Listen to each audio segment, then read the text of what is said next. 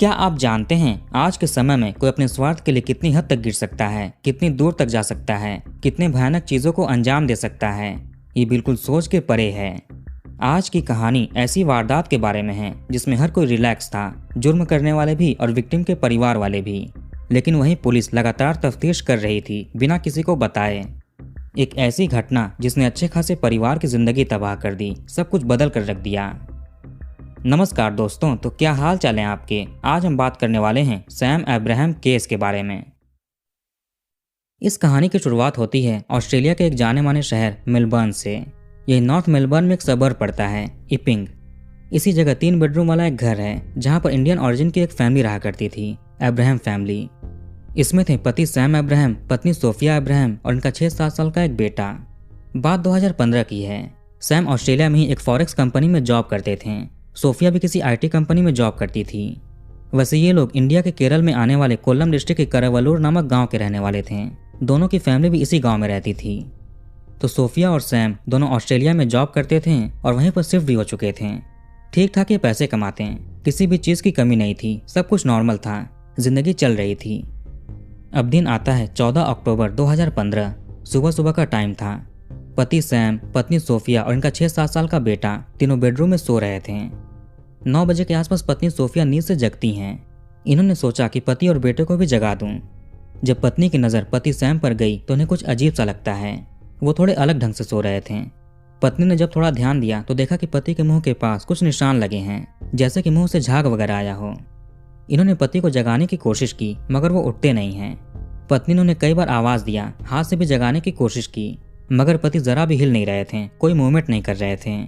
पत्नी ने यह भी देखा कि पति की सांसें भी नहीं चल रही हैं। तुरंत इन्होंने 9:14 से इमरजेंसी सर्विसेज को कॉल लगाना शुरू किया। 9:27 पर एक मेडिकल टीम एम्बुलेंस लेकर घर पर आती है।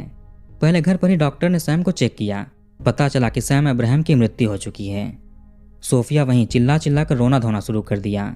इनका एक 6 साल का बेटा था, अब उसका क्या होगा, आगे की जिंदगी कैसे बीतेगी। बाकी परिवार के लोग, सैम और सोफिया के माता पिता, सभी लोग केरला में रहते थे। वैसे सोफिया की एक बड़ी बहन थी, सोनिया। वो मेलबर्न में ही किसी हॉस्पिटल में नर्स थी। सोफिया ने अपनी बहन को सारी चीज़ें बताईं। पुलिस को भी बुलाया जाता है। इसके बाद सैम के शव को Victorian institute of forensic medicine ले जाया गया, जो कि मेलबर्न के साउथ बैंक में मौजूद था। यहाँ सैम के शव की ऑटोप्सी की जाती है। अच्छे से सारी जाँच की गई। सोफिया का कहना था कि सैम को हार्ट की कुछ प्रॉब्लम भी थी। डॉक्टर्स को भी शुरुआती जांच में यही समझ आया कि हार्ट अटैक है, इससे ही मौत हुई है। रिपोर्ट में भी यही मेंशन हुआ। इसके बाद सोफिया ने सैम के माता पिता को केरल में कॉल लगाया। उस वक्त इंडिया में सुबह 5:30 बजे के आसपास का टाइम हो रहा था। रोते हुए सोफिया ने अपने इन-लॉज को सूचना दी कि सैम की हार्ट अटैक से मृत्यु हो चुकी है, ये उसे लेकर इंडिया आ रही है।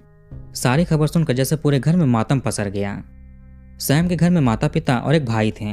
भाई की भी शादी हो चुकी थी, वो भी एक IT प्रोफेशनल थे। जब ये खबर सैम के पिता को पता चली तो उन्हें हफ्ते भर पहले की कुछ बातें याद आने लगीं, जो कि सैम ने इनसे कहा था। वैसे हर साल सैम कुछ दिनों के लिए ऑस्ट्रेलिया से केरल अपने घर पर भी आता था, अपनी फैमिली से मिलने के लिए। हमेशा की तरह ये अक्टूबर 2015 के शुरुआती हफ्ते में भी आया हुआ था। पत्नी और बेटा भी साथ थे।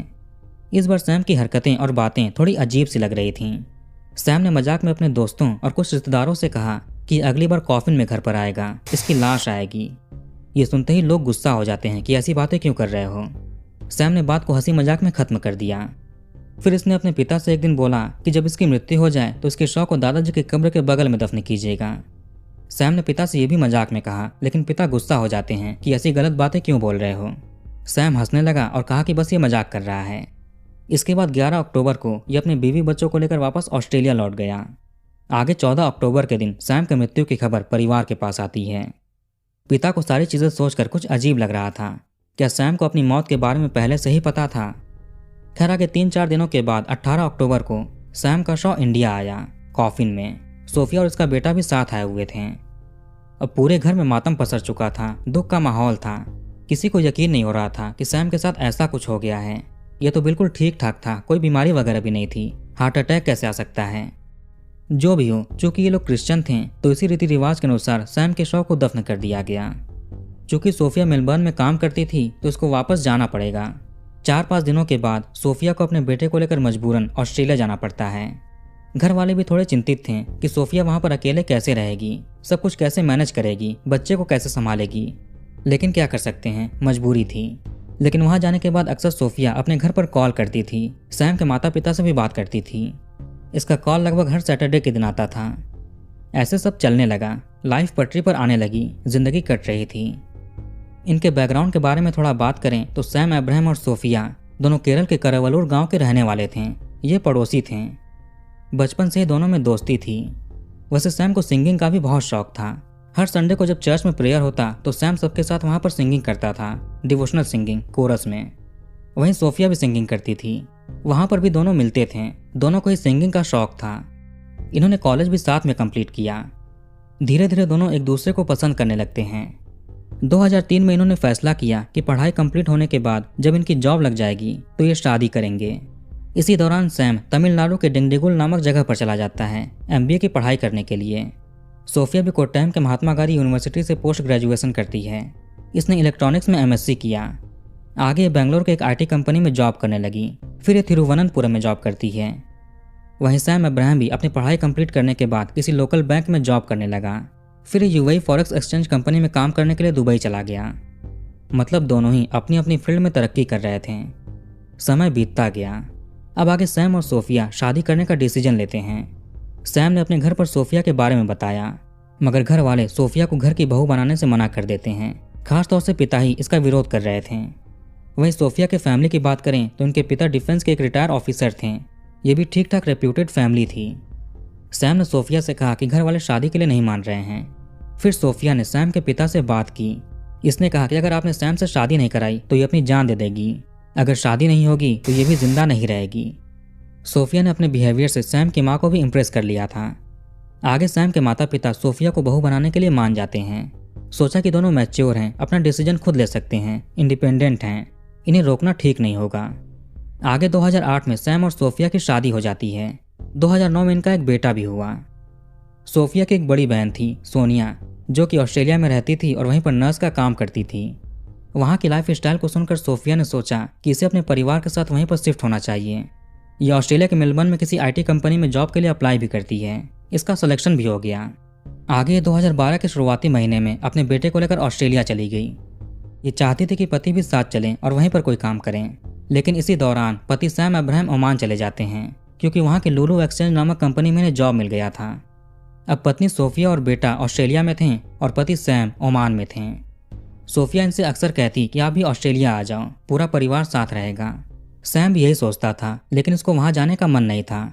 इसकी एक वजह थी, चूंकि इंडिया से ओमान करीब था तो यह हर महीने 1-2 दिनों के लिए अपने पेरेंट्स से मिलने घर पर आ जाता था। अगर ये ऑस्ट्रेलिया चला गया तो इंडिया से दूरी बहुत हो जाएगी, साल भर में घर पर आना पड़ेगा, और वो भी बस कुछ ही दिनों के लिए। फिर भी सोफिया अपने पति को ऑस्ट्रेलिया बुलाने की जिद कर रही थी। आगे सैम ने अपने बॉस से बात की, फिर इसका ट्रांसफर ऑस्ट्रेलिया के मेलबर्न शहर में हो गया। ऐसे सोफिया के ऑस्ट्रेलिया जाने के 1.5 साल के बाद मई 2013 में सैम भी वहां पर चला गया। लेकिन आगे चलकर वो अनहोनी हो जाती है। 14 अक्टूबर की सुबह सैम अब्राहम ऑस्ट्रेलिया में अपने घर के बेडरूम में मृत पाया गया। शुरुआती जांच में मिला कि यह हार्ट अटैक है। आगे क्या हुआ ये तो मैंने आपको शुरू में ही बता दिया। सैम के अंतिम संस्कार के कुछ दिनों के बाद सोफिया वापस ऑस्ट्रेलिया आ गई। धीरे धीरे सब कुछ नॉर्मल होने लगा। सैम के परिवार ने भी एक्सेप्ट कर लिया कि वो हार्ट अटैक था।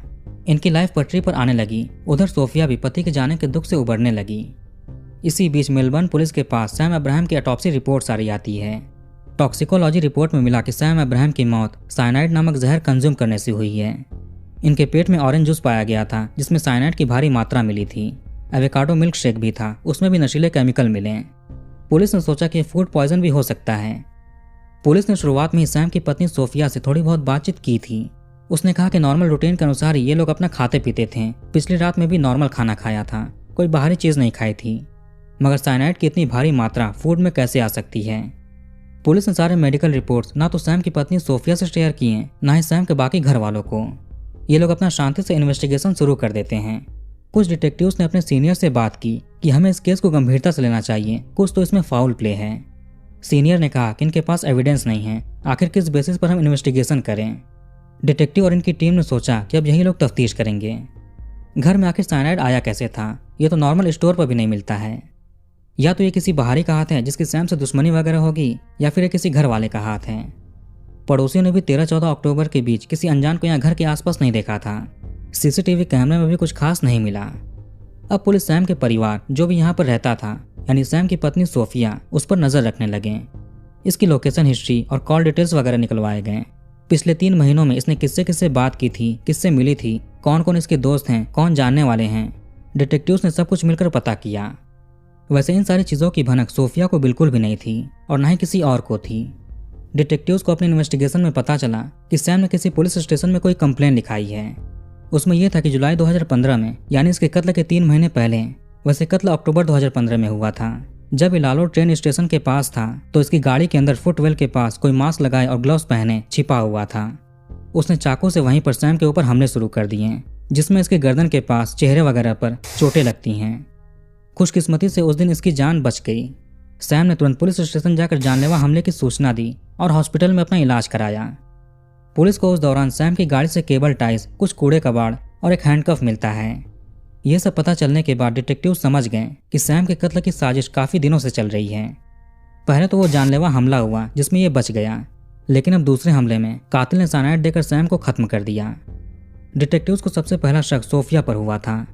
पति की मौत के बाद जब ये वापस ऑस्ट्रेलिया आई तो हफ्ते भर के अंदर ही इसने सैम के बैंक अकाउंट को खाली कर दिया और सारे पैसे उसमें से निकाल कर अपने अकाउंट में ट्रांसफर कर लिए। थोड़ी और डिटेल पता करने के बाद मिला कि सोफिया का वो जॉइंट अकाउंट था जिसमें उसने पैसे ट्रांसफर किए थे। ये जॉइंट अकाउंट सोफिया और अरुण कमल सनन के नाम पर था। सोफिया ने अपने पति के बैंक अकाउंट से सारे पैसे निकाल दिए, उसमें कुछ गलत नहीं था, मगर इसने ऐसे अकाउंट में ट्रांसफर किए कि डिटेक्टिव्स का शक इस पर मजबूत होने लगा। ये सैम की कार का रजिस्ट्रेशन, एड्रेस और नेम भी चेंज करवाने के लिए अथॉरिटीज़ के पास गई थी। जिसके नाम पर ये चेंज करा रही थी वो था अरुण कमल सनन। एड्रेस भी इसका ही था। अब ऐसा भी नहीं था कि सोफिया सैम की कार को बेच रही है, बस ये ओनर को चेंज करवा रही थी। आखिर अरुण कमल सनन है कौन? सोफिया ने सारे पैसे भी इसके नाम पर किए और गाड़ी का रजिस्ट्रेशन भी। इस आदमी का सैम और सोफिया से क्या लेना देना है? कहीं इसका ही सैम के कत्ल के पीछे हाथ तो नहीं? पुलिस ने कॉल डिटेल के साथ सोफिया और अरुण के व्हाट्सएप चैट, सोशल मीडिया पर चल रही बातें, सारी चैटिंग, मैसेजेस वगैरह सब कुछ निकलवाएं। इनकी बातचीत फेसबुक मैसेंजर पर भी होती थी, इसलिए पुलिस फेसबुक से भी हेल्प लेती है। एक डिटेक्टिव ने धीरे धीरे करके अरुण कमल सनन से दोस्ती भी कर लिया। उससे बातचीत करने लगे, बार वगैरह में शराब पीने लगे। एक तरह से डिटेक्टिव अरुण का भरोसा जीतने की कोशिश कर रहे थे। इसमें कामयाब भी हो जाते हैं। ऐसे 9-10 महीने तक लगातार डिटेक्टिव्स की इन्वेस्टिगेशन चल रही थी। फिर एक दिन अरुण और जो डिटेक्टिव फ्रेंड बने थे ये दोनों मिलकर शराब पी रहे थे। इसी दौरान अरुण ने अपने दोस्त को नशे में बताया कि इसने अपनी लवर यानी सोफिया के पति को जहर देकर खत्म कर दिया है। डिटेक्टिव ने ये सारी चीज़ें रिकॉर्ड भी कर लीं। बस क्या था, अगस्त 2016 में मेलबर्न पुलिस ने अरुण और सोफिया को उठा लिया। इनके घरों की तलाशी भी ली जाती है। पुलिस को सोफिया के घर से उसकी एक डायरी मिली जिसमें उसने अरुण के लिए प्यार भरी बातें लिखी थीं। वहीं अरुण के घर की तलाशी के दौरान एक हार्ड ड्राइव मिला, उसमें भी कुछ प्यार भरी चीज़ें लिखी हुई थीं सोफिया के लिए। साथ में दोनों की फ़ोटोज़ वगैरह भी मिलती हैं। इनके घंटों के कॉल डिटेल्स और चैट्स मैसेजेस से भी मिला कि इनमें कुछ चल रहा था। आगे चलकर सोफिया और अरुण दोनों ही स्वीकार कर लेते हैं कि सैम का कत्ल इन्होंने ही किया है। सैम और सोफिया बचपन से एक दूसरे को पसंद करते थे। पुलिस के अनुसार जब 2003 में सोफिया पोस्ट ग्रेजुएशन कर रही थी और सैम किसी दूसरी जगह पर पढ़ रहा था तो सोफिया को अपने ही कॉलेज के एक शख्स अरुण कमल सनन से प्यार हो जाता है। यह आदमी केरला के पलक्कड़ डिस्ट्रिक्ट का रहने वाला था। यह एक इंस्ट्रूमेंटल इंजीनियर था। अब सोफिया अरुण से प्यार करने लगी थी, इस बात की भनक किसी को भी नहीं थी, ना तो सैम अब्राहम और उसके परिवार को, ना सोफिया के परिवार को और ना ही अरुण के परिवार को। आगे अरुण की किसी दूसरी लड़की से शादी हो जाती है। सोफिया ने भी जिद करके सैम से शादी की। शादी के बाद भी सोफिया का अरुण से कांटेक्ट था, दोनों अक्सर बातचीत किया करते थे। अरुण को भी एक बच्चा होता है। सोफिया को पता चला कि अरुण ऑस्ट्रेलिया जाने वाला है तो उसी का यह बहाना देती है कि ये भी ऑस्ट्रेलिया जाएगी, वहाँ पर काम करेगी, वहाँ की लाइफ स्टाइल अच्छी है। जबकि इसे इसलिए वहाँ पर जाना था क्योंकि अरुण वहाँ पर शिफ्ट होने वाला था अपने परिवार को लेकर। 2012 के शुरुआती महीने में सोफिया अपने बेटे को लेकर ऑस्ट्रेलिया चली गई। मई 2013 में सैम भी अपनी पत्नी के पास ऑस्ट्रेलिया चला गया। सैम के यहाँ आने से कुछ महीने पहले जनवरी 2013 में अरुण भी अपनी बीवी और बच्चे को लेकर ऑस्ट्रेलिया आ गया। जब सैम ऑस्ट्रेलिया पहुंचा तो उसी दौरान अरुण अपनी फैमिली को लेकर इंडिया वापस आ गया। आने की वजह बताई कि इसकी वाइफ और बच्चे को वहाँ सेटल होने में दिक्कत हो रही है। चूँकि बच्चा छोटा है तो उसकी देखभाल अपने लोगों के बीच अच्छे से होगी। पत्नी भी वहाँ पर ठीक से रह नहीं पा रही थी। अरुण अपने परिवार को इंडिया में छोड़कर वापस ऑस्ट्रेलिया चला गया। सारी चीज़ें एक तरह से बहाने थे ताकि सोफिया से आराम से मिल सके, कोई से रोकने टोकने वाला ना हो। सोफिया और ये दोनों छिप छिप कर मिलते थे, घूमने फिरने जाते हैं। अरुण चूँकि ऑस्ट्रेलिया में अकेले था तो ये सोफिया को अपने घर पर कभी कभी बुला लेता था। आखिर ये कितने दिन चलता रहेगा? कब तक ये ऐसे मिलते रहेंगे? समय के साथ इनका प्यार बढ़ता गया। इन्हें कुछ ऐसा करना था कि ये बिना किसी डर के खुलकर मिल सकें। कोर्ट हियरिंग्स के दौरान सामने आया कि सोफिया ने ही सबसे पहली बार अरुण से कहा था कि सैम को रास्ते से हटा देना चाहिए। वहीं अरुण की वाइफ तो इंडिया में थी, तो कोई दिक्कत नहीं थी उससे। ये लोग फेसबुक मैसेंजर पर चैटिंग कर रहे थे। इन्होंने इसी चैटिंग के दौरान सैम के कत्ल की प्लानिंग शुरू कर दी। अरुण भी आसानी से मान जाता है। सबसे पहला हमला वही था जो कि लालो ट्रेन स्टेशन पे हुआ। वो मास्क लगाया शख्स यही अरुण था, जिसने गाड़ी के अंदर सैम के ऊपर ताबड़तोड़ चाकू से हमले किए। मगर ये प्लान नाकाम रहता है क्योंकि सैम जिंदा बच गया। इस इंसिडेंट के दौरान पुलिस ने सोचा था चूंकि सैम फॉरेक्स एक्सचेंज कंपनी में काम करता है तो रॉबर्स वगैरह इसको लूटने के लिए आए होंगे। कहीं ना कहीं सैम को भी शक होने लगा कि इसकी जान को खतरा है, लेकिन इसने ये बात किसी से भी शेयर नहीं की क्योंकि सब लोग बेकार में परेशान होंगे। इसीलिए जब ये अक्टूबर 2015 में अपने घर पर वापस आया तो दोस्तों से कॉफिन में लौटने की बात कही। पिताजी से कहा कि दादाजी के कब्र के पास इसे दफनाना। 11 अक्टूबर को ये बीवी बच्चे को लेकर वापस ऑस्ट्रेलिया चला गया। सोफिया तो साल भर से ही अपने पति के कत्ल की साजिश रच रही थी। 13 अक्टूबर की रात में सोफिया अपनी बहन सोनिया से मिलने गई। ये खुद की कार से थी। वहां से लौटते वक्त इसने सुपरमार्केट में शॉपिंग किया, खाने पीने की चीजें खरीदी। इसी दौरान सोफिया अपनी कार में अरुण कमलसनन को भी छिपाती है और घर पर लेकर आती है। गैरेज में ही सोफिया ने गाड़ी को पार्क कर दी। इसने जानबूझकर गाड़ी को लॉक नहीं किया और गैरेज को भी खुला रखा। अरुण कार में छिपा हुआ था। इधर डिनर के बाद सोफिया ने एवोकाडो मिल्क शेक बनाया जिसमें इसने नींद की गोलियां मिला दी। फिर इसने अपने पति को पीने के लिए दिया। वो थोड़ा सा पीते हैं लेकिन उन्हें अच्छा नहीं लगा तो ये छोड़ देते हैं। सोफिया ने ऑरेंज जूस भी बनाया जिसे सबके सोने के बाद अरुण यहाँ पर आए और जूस में साइनाइड मिलाकर सैम को पिला दे। पर इधर सैम ने देखा कि सोफिया ने ऑरेंज जूस भी बनाया है तो ये उसे ही पीते हैं। एक ही ग्लास ऑरेंज जूस था जिसे सैम पूरा पी गए। सोफिया को फिर से ऑरेंज जूस निकालना पड़ता है। इसने किचन में जूस को ढककर रख दिया। खुद भी एवोकाडो मिल्क शेक पीती है और बच्चे को भी पिलाती है। इसमें नींद की दवा मिले होने की वजह से सोफिया और बच्चा सो गए। सैम ने भी थोड़ा सा पिया हुआ था इसे तो वो भी सो जाते हैं, लेकिन इनके ऊपर थोड़ा असर कम हुआ था क्योंकि थोड़ा पिए हुए थे, पूरी तरह बेहोश नहीं हुए थे। देर रात में जब अरुण को लगा कि पूरा परिवार सो चुका है तो ये गाड़ी से बाहर आया, गैरेज से निकला। एक खिड़की खुली हुई थी, वहीं से ये घर के अंदर आया। किचन में रखे ऑरेंज जूस में इसने साइनाइड मिलाया और सो रहे सैम को जबरदस्ती पिलाने की कोशिश की। पूरा जूस अरुण ने सैम को पिला दिया। इसके बाद ही वहां से चला जाता है। सैम की उसी दौरान नींद में ही मृत्यु हो जाती है। पूरी रात सैम वहीं बेड पर मृत पड़ा हुआ था। उसी के बगल में 6 साल का बेटा और वाइफ भी सो रहे थे। नींद की दवा कंज्यूम करने की वजह से सोफिया और इनका बेटा सुबह में रोज की अपेक्षा थोड़ा लेट उठते हैं। 9:14 पर सोफिया ने इमरजेंसी सर्विसेज को कॉल किया। आगे सारी चीजें हुई। अब सवाल उठता है आखिर अरुण ने वो साइनाइड कहाँ से खरीदा था। पता चला कि इसका अक्सर इंडिया आना जाना होता है, वहीं से इसने इंतजाम किया। वैसे ऐसी चीजें खुलेआम दुकानों में नहीं मिलती हैं। जब सैम की मृत्यु हो गई तो ऑस्ट्रेलिया के मेलबर्न में रह रहे मलयाली लोगों ने $30,000 फंड रेज किए और सोफिया को दे दिए ताकि इसकी थोड़ी फाइनेंशियल हेल्प हो जाए। डिटेक्टिव्स ने 10 महीने में बिना किसी सस्पेक्ट को खबर लगे इस केस का खुलासा कर दिया। आगे ये केस कोर्ट में जाता है। पुलिस ने हर तरह के सबूत जुटा लिए, जैसे अरुण और सोफिया के कॉल डिटेल्स, इनके व्हाट्सएप और फेसबुक मैसेंजर पर होने वाले चैट्स, वो डायरी, वो हार्ड ड्राइव जिसमें प्यार भरी बातें लिखी थी, फोटोज वगैरह मिले।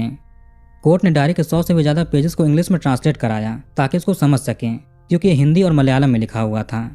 सारी प्यार भरी बातें सोफिया ने अरुण के लिए लिखी थीं। फरवरी 2018 में ऑस्ट्रेलिया की विक्टोरिया सुप्रीम कोर्ट ने सोफिया और अरुण को सैम अब्राहम के कत्ल के लिए दोषी पाया। फिर जून 2018 में सोफिया को उसके पति के कत्ल के इल्जाम में 22 साल की सजा सुनाई। अरुण कमलसनन को 27 साल की जेल हुई। इसमें सोफिया को 22 साल की जेल में 18 साल पूरे करने होंगे कम से कम। इसके बाद ये पैरोल के लिए अप्लाई कर सकती है, यानी इसको 18 साल तक जेल में रहना ही रहना है। वहीं अरुण को 27 साल की जेल में 23 साल की सजा काटने थे। इसके बाद ये पैरोल के लिए अप्लाई कर सकता है। आगे अगस्त 2019 में अरुण के जेल टाइम को कम करके 24 साल कर दिया गया और ये 20 साल के बाद ही पैरोल के लिए अप्लाई कर सकता है। लेकिन सोफिया का जेल टाइम चेंज नहीं हुआ। ये 22 साल तक जेल ही में रहेगी और 18 साल के बाद ही पैरोल के लिए अप्लाई कर सकती है। सोफिया ने जज से कहा कि इसका बेटा छोटा है, उस पर रहम करके सजा कम कर दीजिए। जज ने कहा कि इस पूरे केस में सबसे बड़ा विक्टिम तुम्हारा बेटा ही है। तुमने बच्चे की उतनी छोटी सी उम्र में ही उसके पिता को छीन लिया। न्याय तभी होगा जब बच्चे के पिता के कातिलों को कड़ी से कड़ी सजा मिले। वैसे उस बच्चे की कस्टडी मेलबर्न में रह रही सोफिया की बहन सोनिया को मिल जाती है, लेकिन सैम के परिवार ने अपने पोते की मांग की। ये उतने समर्थ नहीं थे कि ऑस्ट्रेलिया जाकर बच्चे की कस्टडी के लिए केस लड़ सकें। ये अपने पोते की कस्टडी के लिए अपनी धन संपत्ति बेचने को तैयार थे। कभी कभी सोनिया पोते की उसकी दादा दादी से वीडियो कॉल पर बात भी कराती थीं। चूंकि बच्चा छोटा था तो उसके माता पिता के बारे में बताना ठीक नहीं होगा। लेकिन कभी ना कभी इसे पता चल ही जाएगा। फिलहाल अरुण और सोफिया मेलबर्न की जेल में अपनी सजा काट रहे हैं। तो कहानी को यहीं पर खत्म करते हैं। आप कमेंट करके बताइए कि वीडियो आपको कैसा लगा। इस वीडियो को लाइक और शेयर जरूर करिए। हमारे चैनल को सब्सक्राइब करके बेल आइकन ऑन कर लीजिए। मिलते हैं नेक्स्ट वीडियो में। धन्यवाद।